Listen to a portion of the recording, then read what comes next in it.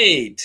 Welcome, everyone. It's Wednesday at 8 p.m. Eastern Standard Time, 5 p.m. on the West Coast, and we are live. I managed to do it right this time. Welcome, adventurers. I'm your guide, Sean McZoo, and this is the Reptile Show reporter. As usual, Bill Strand, the headmaster of the Chameleon Academy, is my co-host. Hello, also all. Hosting, but not maybe able to hear us yet, is John Hill from iPardalis. I don't know. We'll have to figure that out. And tonight, we have Adeline from Adeline Robinson Art. Hey! All right, so let's do the intro video.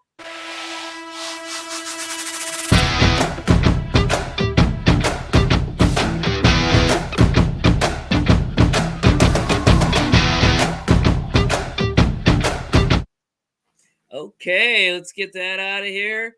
And all right, so let's see.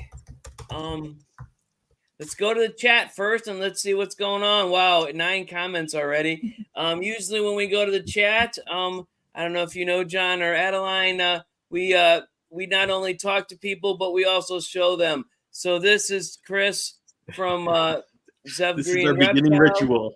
Right, and so where's my okay, wait a minute. All right, so there we go. This is Chris. All right, so who's next? Let's go through them real quick. What now? You're just gonna go through them real quick. Yes, That's right. We got an interview to get to. I know, but Mikey Ben is here. James Croft is here. Well, of course. Eliza's here. Ben is here. CNC Tortoises. Who is that That's again? Mike Ben. All right, I don't have a picture for them. Anna Ballistic and Annabelle. Here. Chameleon Academy. What the heck? I went into the audience and stole popcorn from the audience. All right. Okay. So all right, let's any announcements, Bill, before we get on with the main?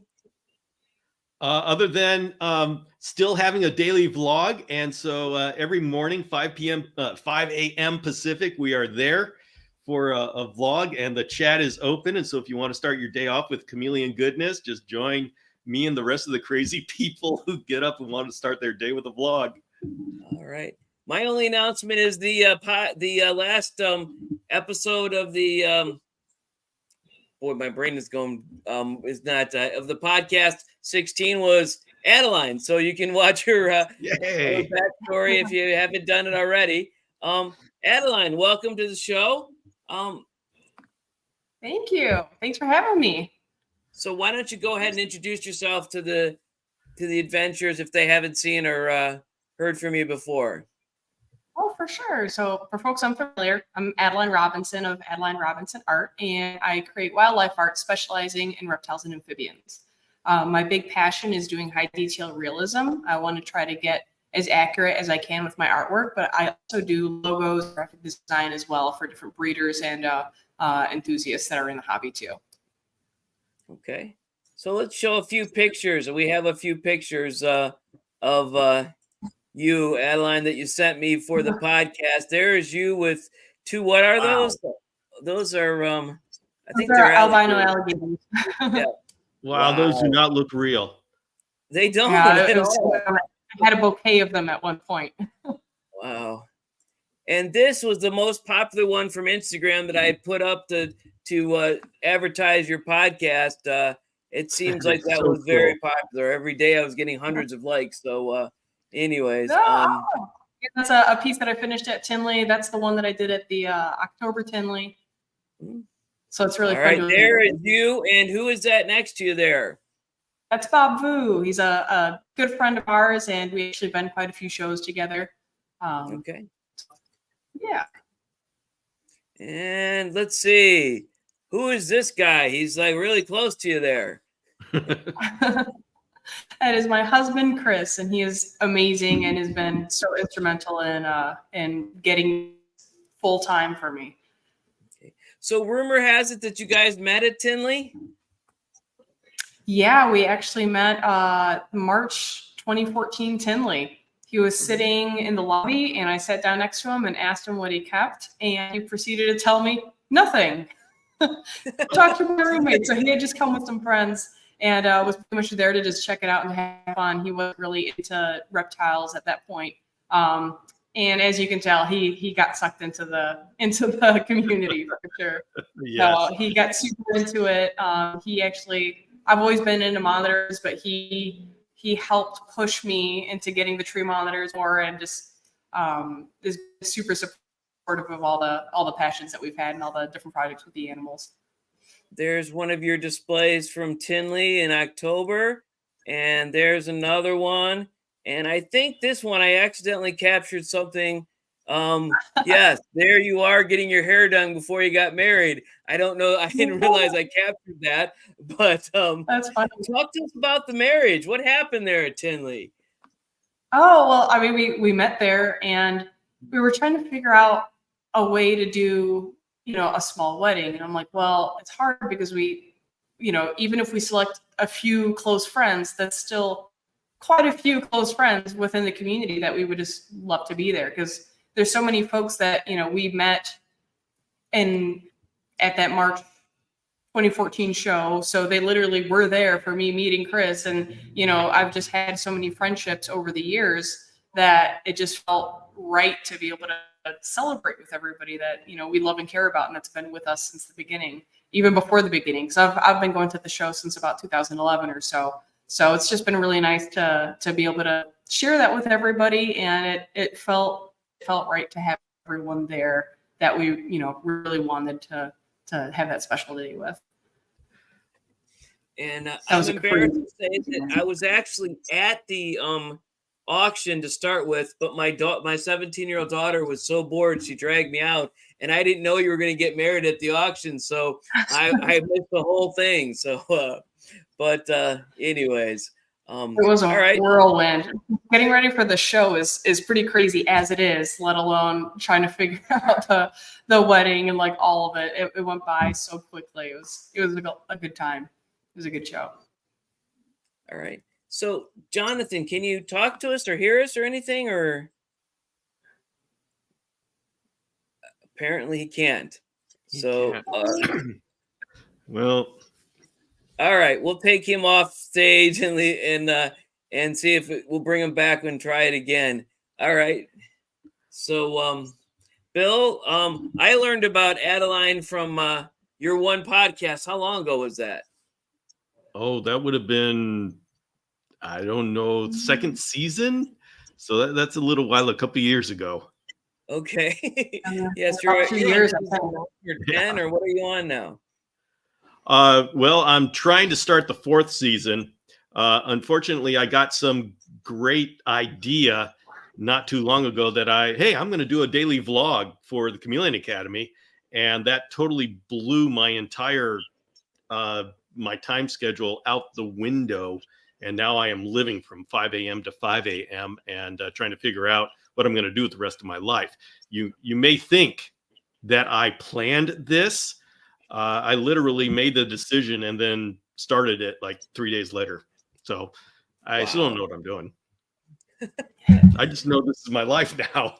That's the best way to do it. Dive right into it. So I actually have an interview recorded for the start of season 4. I need to get my act together. All right. Well, we'll expect that to happen sometime soon, Bill. I'm always here to push you in the to the positive, because you pushed me to do this live show, then you pushed me to do a podcast, and you're always pushing me to get all these different reptiles. So actually different. It's not actually no, you do actually push me to get reptiles and other things like we have a guest here. Do we really need to get into this again? Yeah, exactly. All right. Okay, so Adeline, let's get away from the Bill topic.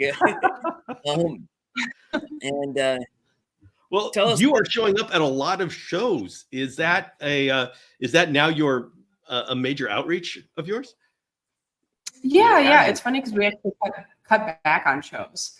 I was getting myself spread a little too thin, where I was gone like every weekend and didn't have enough time to get back home and create new artwork for the next one. So we cut back quite a bit. So right now we're doing all of the NARBCs, we're doing Daytona, and then we're doing several Reptilian Nation shows. There might be a couple more here and there. We're still not entirely sure, so we're gonna see. But yeah, Okay. it's a pretty schedule coming up for sure. Wow. So Yeah, I'm going to be seeing you at. I just bought my tickets, my VIP tickets to Narbach Tinley, so I'll be there. Bill, are you coming? You said you were going to be coming. I don't know. I we'll have to figure that out. And as I was saying, Jonathan Hill really wanted to apologize for having you do a panther chameleon, but that's all he's got. So hey, no, I have other things. I have. Hey, wait a minute, he's back. Uh-oh. Yeah. Well, no. Hey. Apparently, you have to turn this on, and this needs to be on too. And so, I apologize, but yeah, no, Adeline's been busy working on my logo, so I'm really excited. We've been through a couple of I don't know, drafts. What do you call them, Adeline? Drafts? Yeah, it's a multi-step process. So I want to make sure that you're happy with it. So I'm always checking in, trying to make sure that we're going on the right track. Yeah. Yep. So yeah, it's been great. I mean, I love to see each step, and like I get excited. I'm not gonna lie, if I don't hear from you every day, I'm like, what's going on? Because well, no, I know you're working, but it's like it's the excitement, right? So I'm enjoying the process. So awesome. That makes me really happy to hear. All right. All right. We got a question from Eliza, who's one of our regulars. What inspired you to do reptiles for art? So it's something that I actually kind of fell into.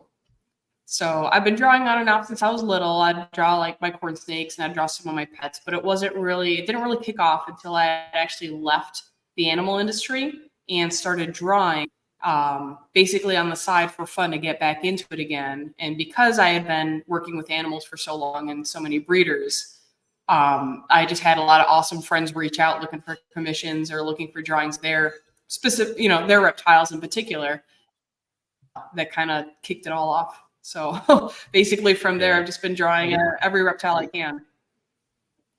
And the way that you draw things that are anatomically correct and down to the scale accurate is something that people who know reptiles really appreciate, which I think is unique, because you have people that are into art but they don't know reptiles and they mess it up, because they take a little bit too much liberty with what they're doing, and that's one thing I really enjoy about what you do. Is it's like I look and I'm like, geez, that's it's perfect. On that viper, it's missing the loyal scale.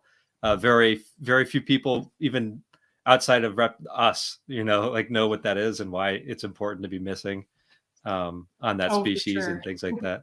Yeah. So there's like, that's definitely one of the things that, got me excited about the opportunity to work with you, is just knowing that what you do is accurate and the fidelity of your work is so high. Thank you. Well, I mean, the animals are art themselves. So that's the things I feel like I'm trying to pay homage to them because of how beautiful they are. They come in every color, every pattern, every type of scale, shape, there's so many textures, shapes, sizes, and there's so much beauty in them. I just want to be able to try to capture that as much as I can so I can show folks that are afraid of snakes or folks that are afraid of reptiles that these are amazing animals that we live with. Like you need to see these guys because they're super stunning and they're really cool to learn about. Maybe they'll be less scary that way. Yeah. So why don't you tell us what tools you use to do the art? You do like pencils or something like that, correct? So I actually have them right by me over here. Copic markers are what I primarily use. So these are fine art alcohol-based markers from Japan. And they also have some really fine point pens for like the scales and detail work. So that's kind of my favorite medium to work in. But I also get acrylic paints as well. And I do some work digitally too. But Copics are a lot of fun. So that's what the piece behind me over there is. And most of the pieces that you see are done in the Copic markers. Those are so cool. And I see that a lot of your Instagram posts have the markers all around them or or what have you. So that's kind of neat. Yeah, I like showing what the pieces are made out of. So sometimes, people get a little confused as to what they're looking at. And so it's kind of just a way of showing, like, this is what I made with this. So hopefully people get it. So James Cross, one of our loyalists, asked, you saw you sporting some ink. Do you actually do tattoo work? My mouth doesn't work today. I do not. I get that question quite a bit. Tattooing, usually you want at least a 2-year apprenticeship, and you want to be working with a studio, and it's a lot of work and a lot of practice, and that really isn't the direction that I'm going in. I'm enjoying my fine art and my realism. However, I have designed quite a few tattoos, and I do have I like to network with other artists of all types of mediums, and I have a list of tattoo art I'm more than happy to recommend that do amazing reptile art. So there's always a lot of networking and a lot of meeting people that I enjoy, that I'm happy to recommend. Okay. So Cool. Mikey Ben has a question. Do you see yourself eventually teaching your technique in the future? So I'm actually currently working on that right now. So I actually just did a Patreon to be able to share more about how I do my work, techniques, what I use. I'm really going to do some art supply reviews as well, and that way I can show folks what I do and how I do it. So yeah, that will be coming up. All right. So you're Nice. on Patreon as well. That's great. I didn't know about that, so I'm gonna have to go to that and support there. So okay.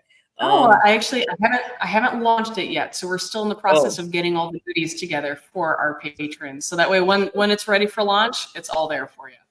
All right. So, but the one thing you need to know about Patreon is it's about support sometimes. Most people want to support people. They don't want anything for it. I mean, I know that everybody thinks they want something, but at least me, I just want to support the people I like and enjoy their stuff. So, their content, and what have you. So I just go and support them no matter what they do. But so don't be afraid to, have stuff out there. So, okay. All right. And Liza Amelson, and she loves your work. Okay. Bill, any other questions so far? Well, I am wondering, what is your workload? And by that, I mean, how do you break up your time between how many just fine art that you make, logos that you make? How has that changed to this point?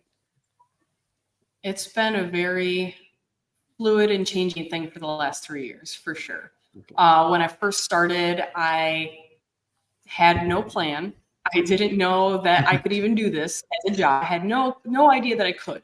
And so that, at that point, I was like, I'm gonna do anything I can.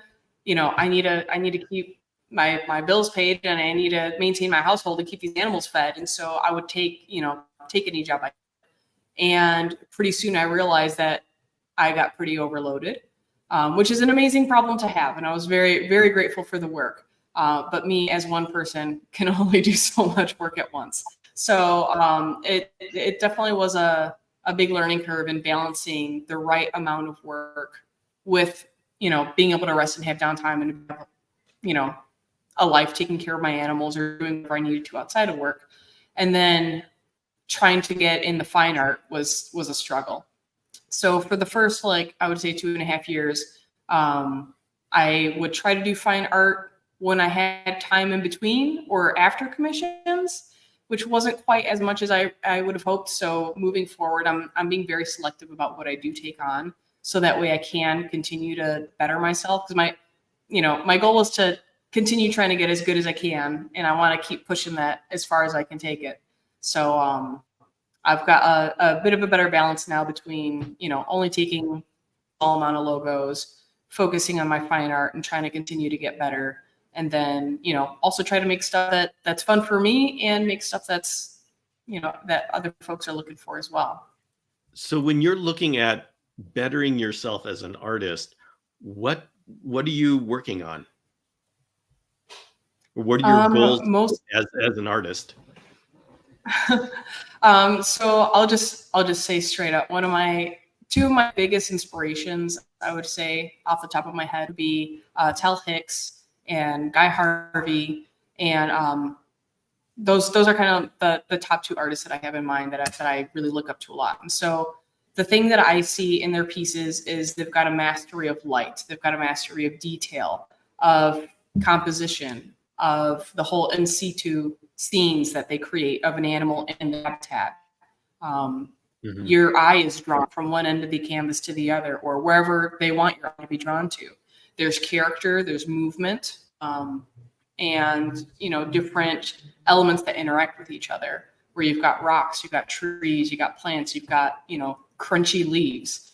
To be able to bring that across in art is something that I would really love to do, and I definitely love to explore more. So there's a lot of really, really big pieces that I've wanted to work on for a few years that I just haven't, I guess, set the time aside for, because I've been more focused on other projects that I'd really like to get to, so I could try to keep pushing myself and keep learning and keep trying to get better. So it's not just the technical proficiency part, but planning it, looking at the whole piece. Okay. Yeah. And does the fine art side of things result in, say, like a gallery event, or how do people see that, or is it more they can find it at expos, or where does it end up when you're done?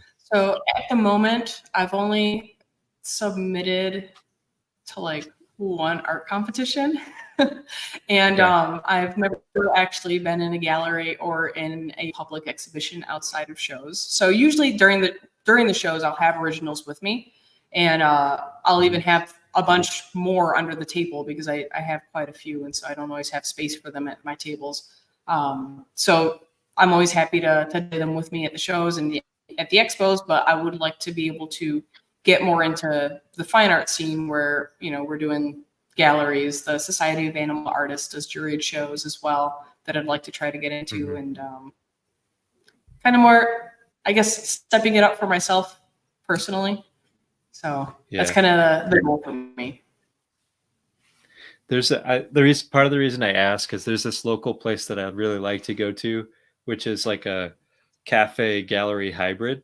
So you sit down and eat, cool. and then the art is all around you, and there's prices, and it's kind of like you go and you can go have lunch, or you can browse the gallery and get art. And they kind of shift the artist that's in there, which I think is pretty cool. But I didn't know if there was something like that where you. Not really. I'm in a pretty small town. I am fairly close to Chicago, though. So yeah, I've never actually done an art show. I've never done an art fair or anything like that, which is kind of funny. So I was thinking about maybe looking into that a little bit more for the summer. Maybe looking into some art fairs or trying something a little different, because reptile shows are what I know and what I've done. And I think a big part of it too is it can be kind of tough to get confidence in your own work sometimes. And when I first started, it was very much an internal battle of, this isn't necessarily good enough, or this. I would critique each piece and go, I don't know if I would put that in. It's not really up to my standard. And a long time of trying to almost play that mental game with myself of, I like this piece. There's a few things I've changed with it still, but being able to get to that point where you're happy and you're okay with calling it finished, and you can still appreciate the piece without critiquing it to death. Wow. Yeah. Actually seeing your art and hearing that, it's like they're opposite ends of the spectrum. It is so good. I can't imagine you not thinking it's good enough. But I guess every artist has their own. That's how it gets that good, Sean. Yes, right. Exactly. You're never satisfied. Yeah, I know. So one of the things that someone had told me was, the better you get, the higher your standards get. And that's why a lot of people will never be happy with their own work. But you have to take that, I feel like, as an artist or as a creative in general, like writing or anything else you do, take that as just a learning experience to apply to the next one, as like a step up. So that's the way I try to look at it. So I don't beat myself up about pieces anymore. There's some pieces I prefer over others, or some that I definitely feel like I did better than others. But at the end of the day, they're all learning experiences. So I try to look at it that way. Yeah. I see chameleons similarly. I'd never satisfied with the result and always thinking we can do better. So I can relate. You Yeah, can't put Jonathan is yourself leading in that. somewhere, John, and ignore it later. What? You need to feed and water it. You can't just put it back on the back shelf and not ever put it out. That's correct. That's correct. There's regular maintenance thing, right? So yes. But Yeah, when still, you I'm just look saying from a Jonathan's doing in the way he mixes the genetics. I mean, I know it's a science, but that's an art in itself to produce what he does. It's amazing. Oh, for sure. But that's The what I photos are meant just is like, that like I feel like breeders, yeah, but I like breeders have the same problem though. Like Mhm. people who take pride in their work, you're never satisfied in what you're doing. You always think you can do better, and you're just kind of working towards that future. Never satisfied. Kind of sucks, yeah, but I sold one of my holdback guards, like I would say Yeah. sometime last year, and it's like one of those things that nags at the back of my head. So I'm hoping to see some similar traits in like current babies I have now, and I keep like keeping my fingers crossed, like come on, turn out better, turn out better. yeah, I get it. yeah, Oh, that's awesome. So that's cool. Eliza Ann is telling you that her exotic vets has some of your art in it. So That's crazy. That's you're all cool. over the place. It's still surprising that you say something like, you're not positive about your art when all of us looking at it are amazed that you could do this, and people are so many people like it. But I guess it's understandable. It's the same thing as in most industries. But you're never It's a- really happy it's a about your kind own of stuff. critique. Mm. It's a kind of critique now. But yeah. I think maybe it's a human condition thing. Always, Well, it just always trying means to, that next year we're going to be all the more impressed. So we'll just sit back and go for the ride. awesome. So will you be bringing anything unique to Tinley this year? I'm working on a bunch of things right now, actually. Hoping to bring some new products, which I'm excited to share soon. Doing a new tumbler design, doing a new shirt design, and going to be making some new pieces soon. So I actually was working on the beardy today. I need to get that finished up. So I was hoping to have that ready by then, and hope to pop out maybe a few more pieces. So I have to say why I'm laughing, because apparently my 17-year-old daughter got some markers for animals, and our white dog has been arted. I don't know how else to put it. He's multiple colors at this point. Colorful and, now. Yeah. Yeah. That is awesome. I actually used to do that with my childhood dog. But tail and a short hair, and he's a extremely white dog. But I don't know why. This is why we do these lives, because we can jump to different things and whatever. But Animals are always welcome. my wife Jen here. Come here, lady. All right. And we'll be bringing the dogs to Tinley, but we won't be bringing them to the show. They'll be in the hotel room like they were last year. So I don't know why I decided that was. But she's a budding artist, 17. She's into criminal justice, but maybe she's going to do art instead. Who knows? Why not both? Yes. Well, You let's can see. do We both, have some questions about traveling. Eliza Ann's asking, do you travel to shows? Do, yes, do a lot of traveling. We've got a Sprinter van that we decked out, doing the van life thing. So we do shows in Texas, we do shows in Florida. A couple of years ago, we went out west. We did one in Salt Lake, and we did one in Vegas as well. So we're doing a lot of Texas and Florida again this year, as well as locally to us, Illinois. But hoping to branch out and go out west. I'd like to do some more stuff out west for sure. But yeah, it's a lot of fun traveling to shows, and every chance I get to go to a show with the good weather willing, I try to go herping and see what's around for sure. Yeah, so actually tree monitors are like my love. I love them so much. They are a huge goal of mine to be able to see in the wild. So the two places I'd like to go, I guess in order, would be Ecuador first, and then to be able to go check out tree monitors in Indonesia. So those are like my travel goals. That'd be super fun. So Chris has a show. He had his first one in Michigan by Detroit. So he's telling you to come to Michigan. I think that's kind of go to his show, but we're gonna have him on the live show in a couple weeks to talk about how his show went. So let's see. What is SLC? Salt Lake City. Salt Lake. Salt Lake City. That's where Liza Ann's from. Okay. So we don't have it on the schedule this year. It was really fun to be able to try to make it out, and that show was in June or July, and so it worked out with our schedule really well. But I know the show date got changed to March, and it's just a little bit too busy with Tim going on, and we've got some other engagements that we've got as well. So I don't think we'll be able to make that one this year, unfortunately. James Cross is complaining about no chameleons. Do you not do chameleons? Of course you do chameleons. You're doing John's logo, right? He did a red body blue bar. A tail. Yeah. Yeah, it's got his tail curled around. So I do have my one blue bar ambelobe that I did. I'd like to do more. I'm actually hoping to do a veiled soon because I've gotten quite a few requests for veils. So yeah, just hoping to make my way through. It takes a while. There's a lot of animals to draw, so I'm chugging along. I'm doing my best. And I feel like chameleons they're really interesting, but probably difficult subjects in some ways. And that, like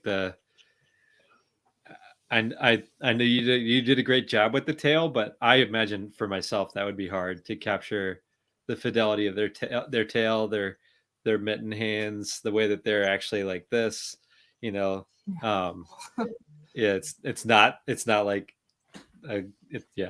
there's a lot of details that I think with chameleons might be difficult. But how would you rate them compared to some of the other animals you've done? I feel like it's not so much difficulty for them for me as very time consuming, and not in a bad way. Like I'm not knocking it whatsoever. I try to get as detailed as I can, and I try to go scale by scale. And as you guys are very familiar, there are a lot of different color scales on those bodies, and so it's funny because I was going to different types of scales, right? Like there's the big ones and then the small ones, and yeah, exactly. So the body scale, like drawing them isn't necessarily the hard part. It's getting a different pen for every single different area of color and then trying to arrange them all nicely. And I guess one of the challenges with having very high detail or high pattern animals is trying to get their form in. So you get that shadow, it doesn't look like just a flat, colorful animal. You want to be able to try to make it look 3D. So I guess, it can be kind of a challenge in some instances. Yeah. So especially when they change on you. I mean, that's not cool. Yeah. So James is asking you to draw Parsons because he has them. And Liza Ann is asking for a shamrock, which is the O'Shaughnessy Bill is working on currently. And so those are cool. Yeah. And so Mikey Bell is asking about arachnids or invertebrates. Do you do those? I do. I am horrendously behind on being able to do more species. So at the moment, I only have an African fat-tailed scorpion, and I've got a Mexican red-knee tarantula. I love inverts. I think they are super awesome, and they're really beautiful. I just haven't quite gotten to them yet. So every show that I go to, as much as it looks like I have a lot of stuff, there's always people looking for stuff I don't have yet. And so what I'm trying to do is take in those requests, and I'm doing my best to work my way on the list of basically what's being requested.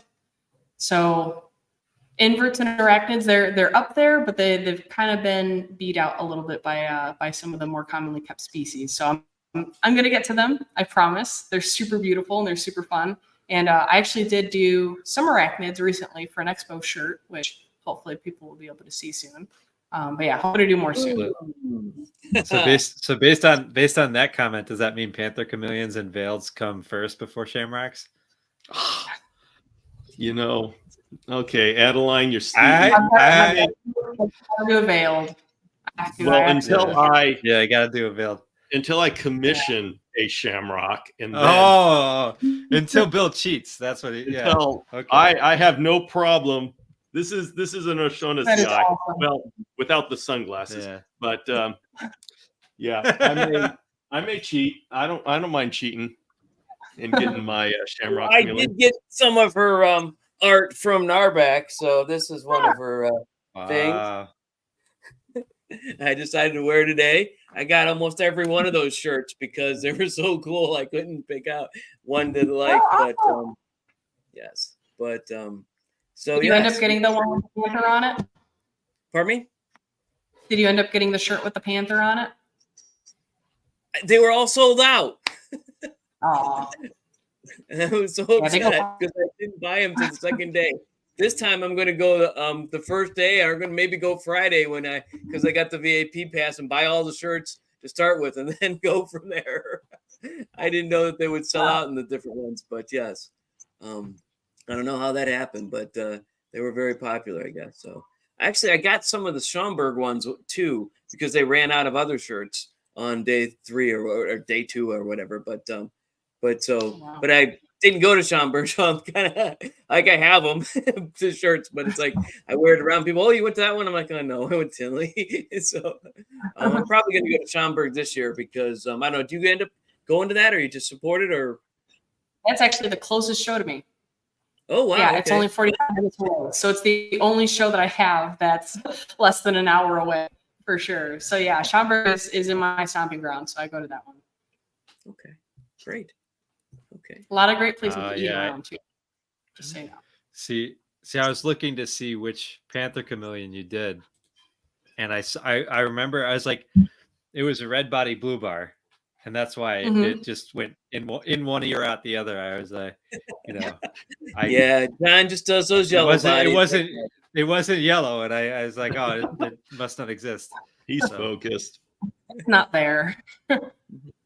Yeah, it's not there, but it is. It's a red body blue bar. It's beautiful. So. Yeah, that one belonged to a good friend of mine that was breeding. And so I always try to get reference photos from friends. I always really enjoy being able to hear the stories behind the animals themselves or reference an individual animal directly. And so my buddy Danny, he used to have a company called Chameleon Addict. So he used to breed those guys. And so, hey, can I use some photos? He's kind enough to send me a bunch of references. So if somebody wanted, I was just going to say that was one of my questions about live subjects. It's easiest to get a real good representative photo and then work off of that versus like trying to say like in the wild setting, you're going to try to get a good photo and then go with that as your basis, or how do you do that? My personal, ideal perfect world preference would be to go out in the field, photograph the animals myself in their habitat. And that way I've got habitat information in there to be able to use in my pieces. And I've got the perfect reference as well. But realistically, there's animals all over the world. There's keepers all over the world. There's keepers all over the country, and I can't see all of it yet. So working off of the photos is kind of the best way to go about it. And that way I can capture specific likenesses of different animals. So, as an example, my buddy Jason sent me some information about black caimans, and he's like, hey, pay attention to the facial ridges on them. Make sure you accentuate that because that's an indicator of their species. You could even see it on their skulls. That's the kind of information that I want. I want species specific or even individual animal specific information. And even if I've got that animal in front of me, it's usually moving around. It's usually, being pretty active and doing its thing. And it's a lot easier to try to get that reference and then work off of that. But being able to have the animals in front of me is awesome for getting more comfortable with their form and how they move, how bodies are, as opposed to just looking at a static picture. So that's why I love having the tree monitors. And that's the one thing I miss about having them across from my drawing table is anytime I was drawing them, I was like, well, I need to just pop over and take a peek. Let me look at their, let me look at the scales on the top of their head. Let me look at, this or that, or how there is in the spot. But definitely was fun. photos are kind of the way to go. Yeah. Well, so let's say if somebody in this audience wanted to commission some artwork, what steps would they go through? So on my website, I've got a whole section for commission information and pricing because I do offer different sizes. And so they're more than welcome to take a look at my website, AdelineRobinsonArt.com. Take a peek at that. If they have any questions, they're more than welcome to email me. So what I always look for is crisp, detailed images if possible. The crispier, the better. I want to try to get as many details as I can in. And if I get a photo that's really blurry or that's in really rough lighting, I'm not, as much as I can try to make that animal look awesome, I'm not there with you. And I'm not familiar with that individual animal. And so I need those photos to be able to best represent the animal. So I'm looking for crisp, good lighting, either a headshot, usually a side profile is pretty good, or a full body shot where you can see the pattern of the animal as well and the scalation. So sometimes I kind of mishmash things together. If there's a pose of one animal where the body's in a really good composition, but the head's looking kind of off, I've got a photo of that animal's head. I can, put it together and make it one whole animal. So there's different ways of going about it, but usually crisp photos and good lighting are like the number one thing. Okay. Yeah, James is trying to get you to go on the Madagascar trip. No tree monitors in Madagascar, but you are welcome to go on the Madagascar trip. That would be a blast. It would be super cool because being able to find habitat photos has been tricky, especially when you're looking for like individual species habitat photos. I can look for, as an example, Madagascar habitat photos, and some images will pop up, but it won't necessarily be of the area of where certain animals are being found. Right. So yeah, that's why I love going herping and getting photos. That would be super cool. That would be awesome. Well, somebody's going in January. I know Bill is going to be there, and James Cross is going to be on that trip. And I don't know if John is going or not, but I'm taking a group of chameleon nerds to Madagascar in January. Yeah, it's killer. It'll be awesome. Yeah, we spend all of our vacation on family stuff, so we don't really have too much flexibility. Yeah. Family stuff. What vacation as well. It's like, tell us about the horses. Oh, sorry. What about? Just tell us about horses. Oh, I've been riding since I was 7. I used to trade, basically work for riding lessons growing up, and then started teaching lessons and working at barns, and then I was a riding instructor and used to teach kids how to ride in intermediate to beginner level adults. Used to play polo, used to do jumping, and currently kind of dabble in endurance a little bit. So they're kind of my number one passions, horses, and then reptiles as well. So it's a bit of a combo. Yeah, they're a lot of fun. So for endurance, it's basically almost like a cross-country marathon type thing. And so what we do is there's 25-mile, that's limited distance. There's 50-mile and there's 100-mile rides where you need to hit 100 miles in a certain amount of time, which is pretty cool. Yeah. Wow. I started a group called Herpers on Horseback because there's a lot of folks in the endurance community that come across rattlesnakes or come across really cool herps in the wild, and we'll take photos of them and put them in groups. So I was like, I'm going to make a group for that. There's a lot of crossover. There's a lot of horse folk that love reptiles and vice versa. So it's fun. That's interesting. Never thought about that. It's an efficient way to herp, right? Well, it really is. Yeah. Faster. They don't just stick with chameleon. Yeah. Well, how do horses handle rattlesnakes? It depends on the horse. So I was told actually by a horse that I used to co-own that at one point, like, a snake had gone into her stall and she had killed it. Don't really know the story, don't really know the context, or even if that was true or not. Some horses will be reactive to them. Other horses just don't care and will ignore them. So it kind of depends. Some of them are super goofy. It's kind of like dogs. Some are really goofy and will try to check it out and then get tagged on the nose and then have to go to the vet. And others will just like stay away from it completely. So it kind of depends on the individual animal, but you know, as long as people are being careful about it and trying to be aware of where they're at. But yeah, when you go out west, people do encounter them, but a lot of the endurance folk, they're animal people. So they like to give them a safe distance and take pictures and let them go on their way. Okay. All right. Yeah. That makes sense. All My right. daughter Harper snuck in the room. I apologize. She's might be distracting. Hey, that's why we do this live. Everything, you know. I had a dog come in here. Oh, yeah, there was construction in the studio going on next door too. So I hope that wasn't too loud. Yeah, and I've got a mosquito in here, so if you see erratic movements, it's because I finally tagged him. Yeah, Good. Bill, you keep good. talking about these bugs that you are supposed to be in there somewhere, but we don't ever see them. So I don't know. There. Maybe it's I crazy. swear it Lies. exists. All right. Anyone have any more questions for Adeline? All right. Let's see here. Oh my Well, God, I am excited for seeing the logo. That sounds very cool. Very cool little tail. So Maybe tail and a grab with the foot too. So there's a. Okay, But- so this is going to be very cool. Very I'm excited. for I don't know. you. Yeah.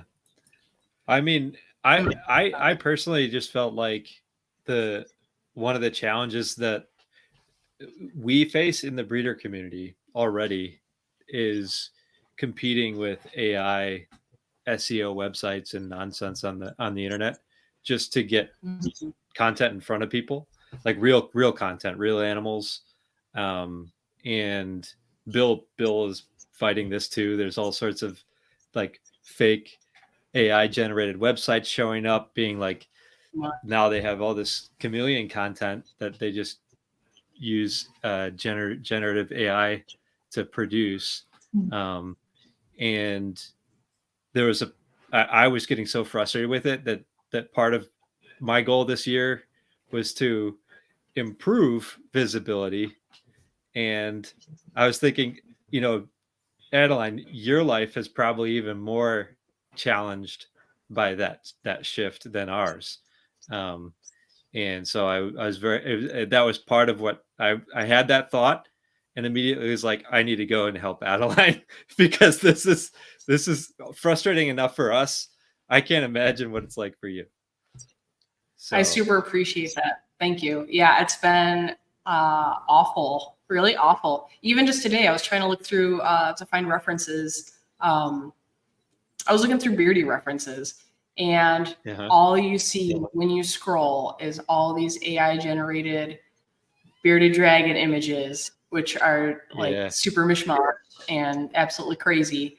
And I just worry that there's going to be a generation now that when they look up animals, that's the type of stuff they're going to find. Tell. And that's the stuff they're going to think exists. Yeah, I mean, you already see so many of these wildlife nature art pages sharing. There was this image that was generated of a man with his forehead to what looks like a giraffe with like the muzzle of a lion. And it's like a totally nonsense animal. And so many people were sharing it, thinking that it was real. And it's just, it's absolutely crazy how quickly it's spread and how many things it's going to affect. Quite a few of my friends have actually gotten laid off from companies because they're no longer wanting their services. So it's like, okay, when you've spent decades of time painting, working on developing a skill, and then an app comes along that takes that and mishmashes it and then spits stuff out, like, what do you do? So it's been pretty hard to see. Yep. Now, how much do you think that's going to affect you personally? You seem to have such a connection with the community. It would just seem that you would have a little bit of insulation from that. I guess it's kind of one of those things where maybe only time will tell. At the moment, I feel for us reptile keepers, we're wise enough to the animals themselves that we can identify, AI generated images when you see a water dragon mixed with a beardy that's posted online for an article. But those generators are probably going to just continue getting better and better. And it'll get to a point where I'm sure you're going to, thankfully, the comic and fantasy art community show hosts have really put their foot down, or at least a lot of them have put their foot down where they're not allowing AI generated art to be sold at the art shows and the artist alleys there. But it's already happening now online. If you look up reptile art, you see all these crazy generated images that people are selling on Zazzle and people are selling on what's the Temu and all these sites that people are going to go to, people are going to see. That's what we're competing with. So I don't know. I don't really know what the future is going to look like. I would hope that people would continue to enjoy handmade work. And that's a big reason why I put the markers in my images, why I put my hands in my images. I'll hold my pictures because I want people to see, like, this is made by a person studying this animal and spending countless hours on this piece. And I hope that, people will continue to see value in that. So one would hope. And I'm only smiling because the AI generator is going to be like, oh, there's hands in these pictures, and next thing they're going to be putting hands on them. Even now, 10 fingers on one hand. There's a YouTube channel that's AI generated, and it takes from my stuff, and it gets more views than I do. So and it's easy to have to compete with something that is using your own stuff to compete with you, and to take views and to take money away from the original creators. There's so many artists that I'm friends with, more so fantasy artists, that they've had their art directly put into those programs. People are spitting them out, labeling it as their artwork, or putting their names on it, saying, oh, this is artwork by so-and-so for sale on Etsy. And they're like, what the heck? All my art just got scraped and stolen, is being regurgitated and now sold to compete with me. So it's kind of a big slap to the face. And I know there's a lot of folks that use it, that think it's fun, and they use it for memes, or they use it for making themselves logos, but they don't understand the harm that it's created, and the fact that it's literally stealing from people that are creating all of those things.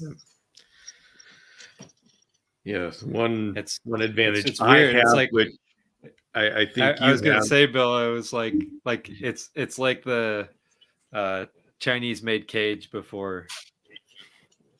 I mean, and I've had the same position there, which is like, I've looked at enclosures and I'd said, no, not the cheap stuff. I want Bill's cages. I want Dale's cages. I want, like, I've made that from the beginning, like, hey, whether it be art and logos or the enclosures, we should be making those choices. We shouldn't be just going for the cheap stuff. Oh, for sure. And there's dangerous information out there too. I don't know if you guys heard, but somebody got poisoned because they got a foraging book that was written by AI, and it had like how to pick mushrooms, which mushrooms are safe to eat, how to get like herbs, how to find, like, literally they got a book. Jeez. Not realizing, because there's a person's face on it, there's an author's name on it, so they assumed that it was written by a person, and here it is. It's just a bunch of information just thrown in there, and they end up getting sick because they got this book and had no clue. So it's crazy, like how many different areas it's gotten into, and unfortunately, I feel like the hard work and the creativity is the part that seems to be getting hit the most, rather than automating things that humans don't necessarily want or need to be doing as hands-on. I don't know. That's actually my day job. So like, I know how to, I create AI. in my day job and automate processes in an enterprise setting. So it's like I think that's a good usage for it. It's like get rid of the menial tasks, free people up to do creative work. Like that is great, but this other stuff is nonsense. I think for us creators, and we have different things we create, but it's that personal touch. I mean, these live sessions and every my morning vlog, I have a premiere, meaning there's a live chat. And so every vlog I get together and there's a group of people that for some reason want to start their day with a chameleon vlog, and we get together and it's that personal touch that I guess is the one thing I have that AI does not. And you go to shows and you are absolutely adored and loved in the reptile community because you've got that personal touch. And so AI is not going to be able to replace that. Yep. That's true. At least not. That's like my favorite thing about shows. As far as I can I love see. meeting everybody, getting together with everybody. Yeah. It's so much fun. When they start making AI robots, which I guess they already are, well, then we're in real trouble. All right. Well, we're going to stop this at this point because we've gone down this road too far, I think. But not too far, but I want to leave this on a happy note, I guess is what I'm trying to say. And let's just say that I'm going to be at Tinley in a couple weeks. Adeline's going to have a booth there, and I'm going to buy a whole bunch of her art because I need different things because I put them up in the background of my daily vlog that I do about myself and my well-being. And so I got to have like maybe 10 of those 11 by 17. So make sure you have that many different ones so that I can have it. I'm sure I chose like 10 of them before. So I guess I have 5 or 6, but anyways, I'll be there. I'm thankful for you to be here today. John, thanks for joining us. Bill, as always, it's good to have you as my co-host. And all the people out there listening, thanks for being here. And we'll be next week. We're gonna shift a little bit to a person who does things like scorpions and spiders and silkworms and what have you. That I met at the Saline show. But we'll talk about her next week. But Adeline, thank you for being on so much. We really appreciate it. I appreciate you doing the podcast with me. If you haven't seen the podcast, there's so much more information there. Go take a look. Good night, everyone. See you later, you guys. Yeah, have a good one.